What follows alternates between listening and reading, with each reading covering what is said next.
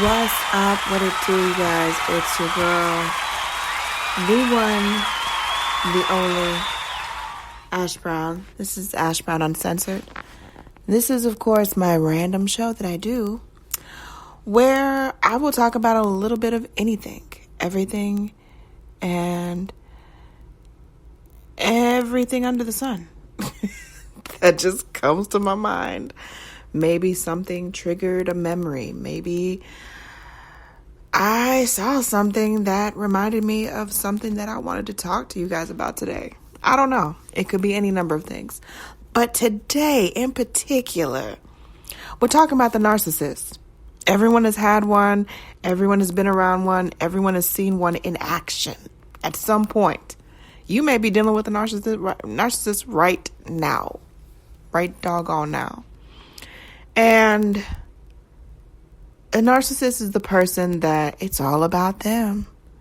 No one else could possibly have any thoughts or ideas, and anything that's outside of their own ideas gotta be wrong.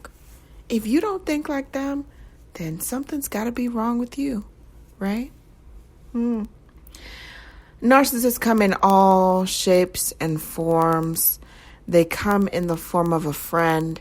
They come in the form of a lover. They come in the form of a family member, colleagues, co-workers. There are so many narcissists, and I've experienced all of those more times than I really care to share, more times than I care to even remember. Narcissists, they are something else. They are something else. It's their way or the highway. And if you think that you got an idea for this plan or this thing that's going on that's outside of what the narcissist thinks, oh, you better be ready for war. It's going to be a fight. They are not going to let down. Relentless. Okay? Just the thing about narcissists that really just gets to me is that the fact that they cannot at any point, at any aspect, stop and think about a situation from someone else's perspective. All they can see is their own life, their own this, their own that. And they cannot take the time to stop and think, you know what? In this particular situation, I would choose this. This is what I would choose. Okay, that's what you would choose. But that's not necessarily the same route that I would go. Narcissists try to manipulate you into basically carrying on what they want you to do. That's the whole purpose of a narcissist. You see things their way, you do what they want to do, and that's it. Point blank, period. Now, I started 2021 on a pretty high note. A lot of great things are in the works for me. I'm grateful. I'm thankful. And I didn't realize I still had a narcissist just lurking. I had a narcissist lurking in my life, y'all. And I'm to the point now where I'm over being a people pleaser. There were so many years that I was just so overly consumed with, I was so overly consumed with being everyone's friend, having everyone to like me, being pleasing to everyone, making sure everyone is fine, everybody is pleased, everybody is happy. But at the end of it, I wasn't happy. And it's like, what the heck? What is wrong with this situation? I'm not a happy camper. And everyone else is pleased and everybody else is doing what they need to do and blah, blah, blah, and all that other stuff. But I was not happy. I wasn't pleased. So from that point forward, I just made adjustments. And if I'm not happy in a situation, I don't stay in the situation. If I don't like the situation, I change the situation or I remove myself from it. See, the narcissists of the world, they feel as though you can't breathe without them. You can't make a major life decision without their input. And what I just I don't know. I guess maybe that's the other part of me that somewhat empathizes with them to a bit, because it's just like, wow, what it must be to be you as a person, to not have any kind of regard for other people, to have zero regard as far as, well, this is what I want to do, but I wonder what they want to do. Well, this is the route that I would go, but I wonder if they got an idea of how they like to go about that situation. The narcissist doesn't care. They could not give a damn. They couldn't. I've got narcissists that I've dealt with that have been in my family. And when it comes to that type of situation, I let it go. I'm not going to fight you on it. I'm not going to argue you down because you feel as though you're right and I'm wrong. I'm going to let you do what you want to do. I'm going to let you do what you want to do. But I'm going to remove myself. And there won't be any further contact. There won't be any further conversation, because narcissists cannot be reasoned with. They can't be spoken to. They don't believe that they're wrong. And in their own mind, they're not wrong. You're wrong. You don't think like them? Oh, you're wrong. You're all the way wrong. You're all kinds of wrong. You're all kinds of wrong. You need to get your life right. You need to get your thoughts together, because the narcissists, they got it all figured out, right? Or do they? And it's so funny. Narcissists act like they have everything figured out. Life is so perfect. But if you take a good look at a narcissist's life, their life is all kinds of screwed up. Kids are rambunctious, doing crazy stuff. They're turning a blind eye to it. I'm talking about somebody today. I'm talking about somebody. The spouse is not paying attention to them, uninterested. Well, if that spouse don't think like the narcissist, well, that's the end of the marriage anyways. That's the end of that too. Co-workers don't like them. Got all kind of spiteful stuff to say about them on social media. Ooh. Who would I be talking about? The narcissist. A1 narcissist. I know that I'm just built differently. And growing up, people would say a lot of times that, oh, Ash, she is square. She this, she that. She don't do stuff. She does the right thing, and she do this, and don't ask none of that stuff of Ash, because she ain't about that life. She ain't about.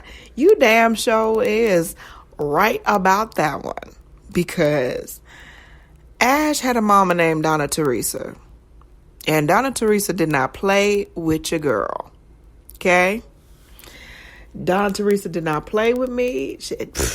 I think, honestly, that's probably the reason why she got the job at the sheriff's office, just so she could be in the know and in the loop with all of the guys. And they had a station that was actually, not a station, but a precinct that was in my high school. So they saw my face. They knew who my mama was. Like, it was a giver. They see my face.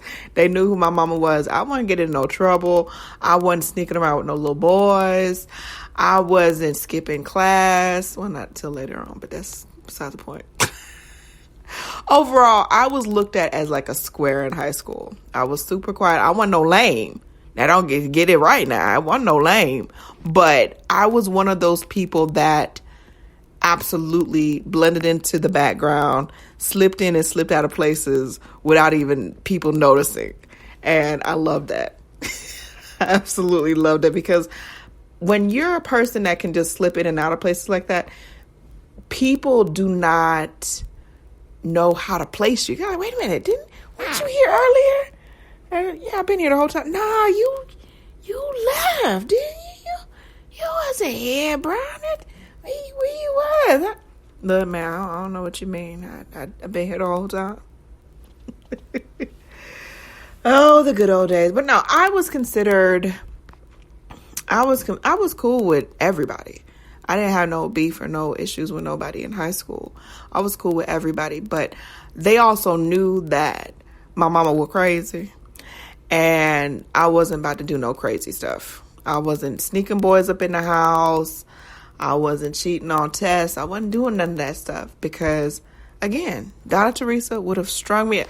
And she loved to say this phrase, that she would string me up by my toenails.